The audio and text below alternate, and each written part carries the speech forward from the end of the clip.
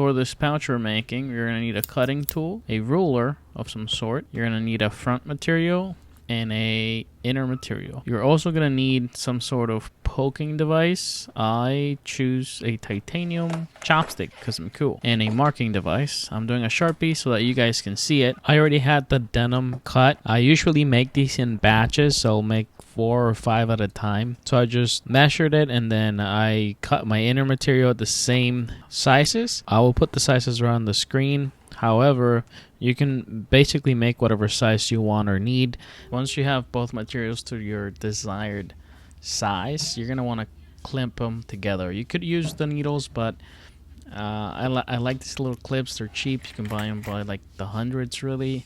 Now, you can skip this step if you want, but on the tutorial I'm going to add it. I usually skip this step, but basically you want to go and stitch the two materials together.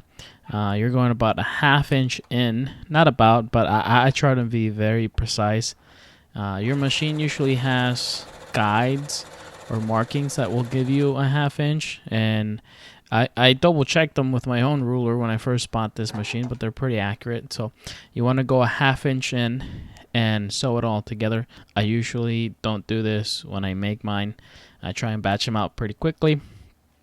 Time is money type of thing, but I also try and be very accurate when I do them because, again, I'm a novice and I sell these, so I try and be a perfectionist when I make these because I see them on Instagram all the time, and I'm actually pretty proud when I see them out there. The zipper's a tricky part. I watched a few different tutorials on zippers, and ultimately the way you're gonna learn is by grabbing a zipper and doing it.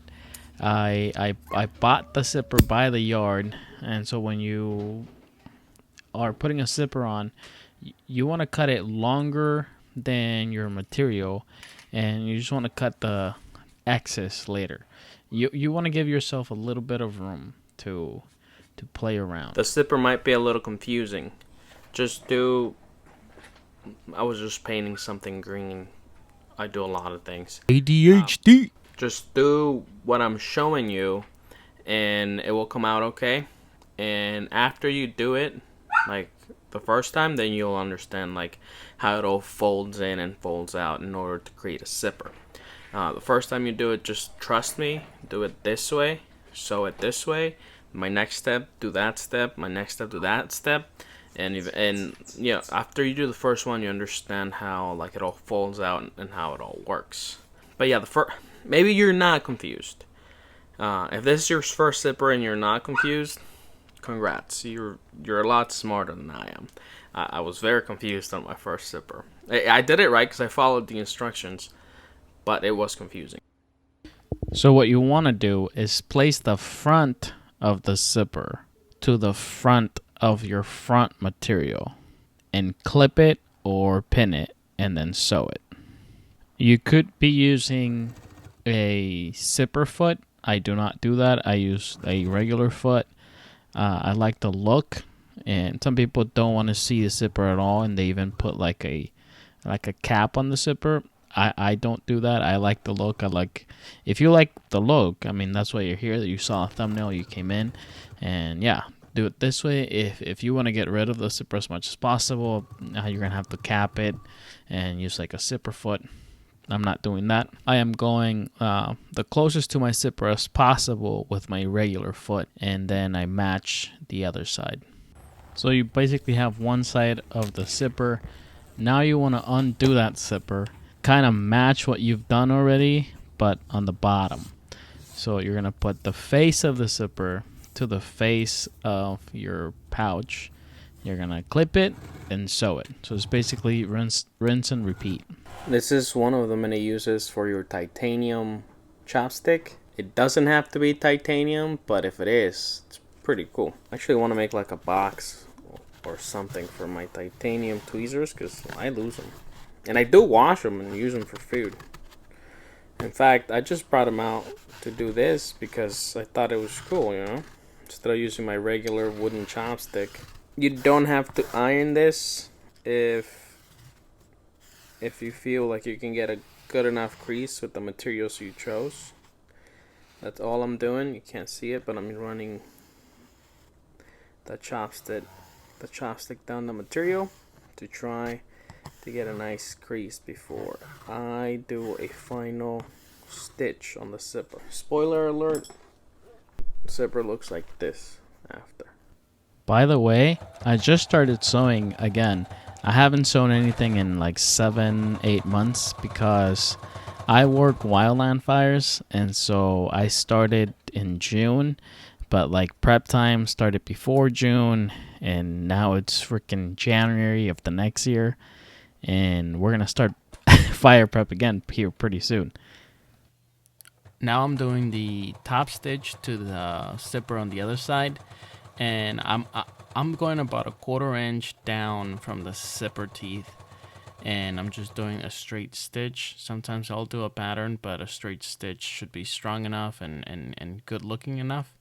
And I experimented a little bit, and I'm going to what is pleasing to my eyes. This is one of the trickier parts. This is my last zipper too. I have a lot of zipper length, but this is my last zipper. You gotta put the zipper on, and some people do the zipper this way, and then they flip the thing, and then they sew the thing, and then they flip the thing again. What I realized is that you can just put the zipper backwards and then do the thing. Oh, actually, we're not doing the zipper yet. We're doing this. So I like to put patches on my pouches. That rhymes. Pouches on my patches. So I like to put pouches. Wait, no. I like to put patches on my pouches. You know what I'm saying. I like to put patches on my pouches. And so they need Velcro to be put on. Velcro it on. You can change them out and stuff. So we'll do that.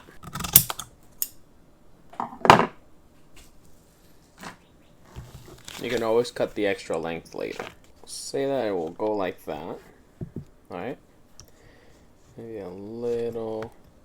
Yeah. Like that. So it goes. And then my Velcro goes here. That looks really good. And then we'll pinch it here.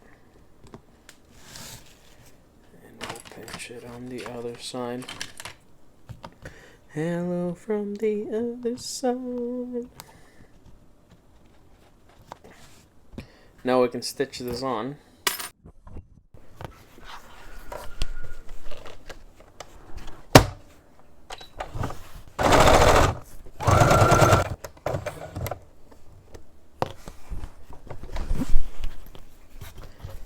So that's kind of a trick. You leave the needle down, but you take the foot up, and then you can rotate. I don't know. I thought that move was pretty cool when I saw it. When I saw a lady do it on the YouTube. Another thing that I do on my Velcro is I do more stitching near the middle. We'll actually measure it out because I'm rusty. 6 inches, so 3 inches is the middle. See, I'm off about 1/4 inch. Right there's the middle. I do a backward stitch, then I do a stitch, and then I do a backward stitch again. That way there's just more strength to the Velcro, because, you know, think about it, everybody's always pulling on the Velcro, taking patches on and putting them off.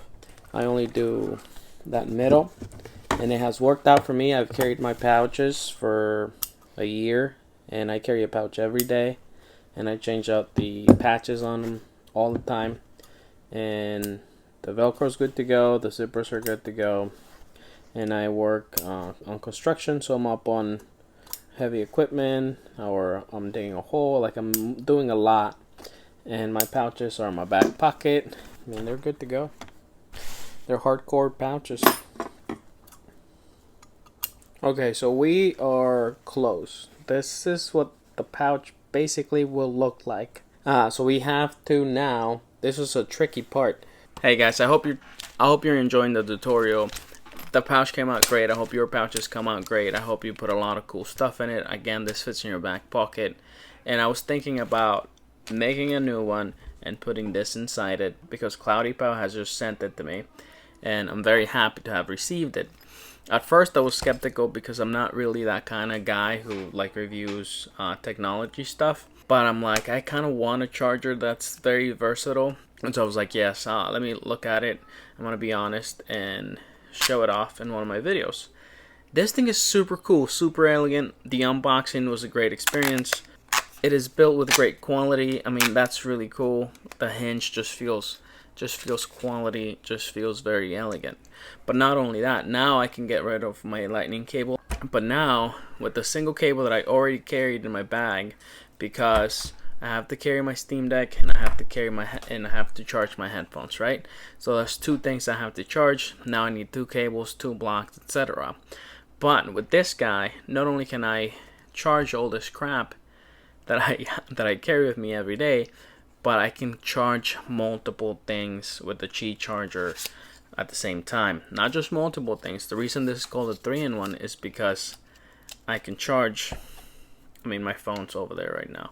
I can charge the Apple Watch on here, or anything that you can put on there that's Qi charging. I can put my headphones in there. On the back, there's another charger. So if you have your Apple earbuds, you charge them in there. Your Apple Watch, you charge it in here. And my phone that I'm recording this with, you charge it here. And you know, obviously I'm doing some B-roll over this video so that I can really show off the hardware. So I was very happy with it. I hate lightning cables. If you know me, you know I hate lightning cables. And I was very happy that the iPhone 15 was a Type-C cable. However, I can't afford that. I have an iPhone 14. That's what I use. That's what I carried. You're watching it on iPhone 14. A lot of the footage was on the iPhone 14. I think the footage looks fine. My lightning could be better, but the footage is fine. This charger is super cool. I went on the website. I checked it out. I was interested, and I was like, send it to me. But I thought it was a little on the higher side of the price. However, they did tell me they were going to give me a 20% discount for the first 3 months that I put the discount out there. So, if you go to my description, go to the website, use the discount will show up on the cart, is what I was told. And that makes it very reasonable, very affordable. This is a badass. There's 3 chargers. So for the price of one really cool charger, you're getting 3 chargers, and you're getting rid of a lot of cables, a lot of unnecessary cables. I also like their 45 water. They didn't ask me to mention it either, but I like that 45 water. It's very clean, very aesthetically pleasing, and it will charge my Steam Deck really fast. So I might buy that. And yeah, guys, keep enjoying the video. So a lot of people will tell you to put the zipper on this part right now and then flip it. Well, why not just flip it now, put the zipper on, sew it, and then flip it? That way you only have to flip it once instead of flipping it, you just flip it. And it's putting on a zipper is tricky. A new zipper is tricky. I don't enjoy it. Maybe watch a couple of just zipper putting on tutorials, okay? This is mine right here within this video. So you're gonna want to hold it, and again the zipper, when I'm doing it this way, so the zipper's backwards, and you are gonna want to feed one side first and kind of line it up to the end of the zipper. Just hold it there, and then bring the other one in to match it, and then when they're matching, you kind of do the zippering. Okay. Ooh. So now that thing looks pretty straight. There's some like jagged edges because of how the scissor cut into them, but this is good to go. Now you zipper all the way up, okay? And this seems counterproductive, okay? You're gonna do this again. You're gonna take the zipper off to like halfway point is what I like to leave it like 60%. Whatever you imagine 60% being, that's how much I do.